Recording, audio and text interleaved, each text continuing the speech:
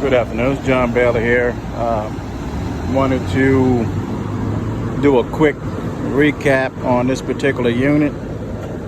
Found out that the compressor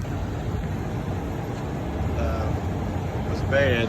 Somebody had switched the T2 and T3 on the contact, and they tore the compressor up. The compressor was running backwards for some time. I don't know how long, but it ran so long it just tore the piston up in the compressor. So I went on and installed a new compressor, and I started it up, and it wasn't even pumping. It was just the valves were just going, saying 100 and 100. So I knew something was wrong. So I switched the T2 and the T3. You never should switch the T1, but that's your common. So I switched the T2 and the T3, and it ran fine. So I said to myself, okay, somebody switched these contactors out, and they actually had T2 and T3 crossed up, causing the compressor to fail.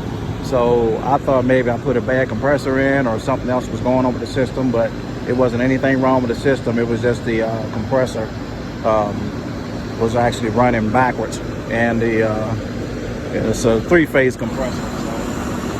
It was actually running backwards. So always make sure you got your T1 or your T2 and your T3 on the right terminal on the contact. And if you don't always assume that somebody else before you, not saying they don't know what they're doing, but some people can get in a hurry and make a mistake, and also some people just don't know what they're doing. But anyway, just make sure everything is wired correctly before you determine that something's bad. But I do know that this compressor was bad because it was just whining and grinding so bad. I knew something was going on inside of it, because it's not supposed to sound like that even when it's running backwards. Sometimes they're a little loud, but they're not that loud. So all right, Iceman signing out here. Go ahead and get back. Make sure I clean these coils. Take care. Y'all have a safe summer.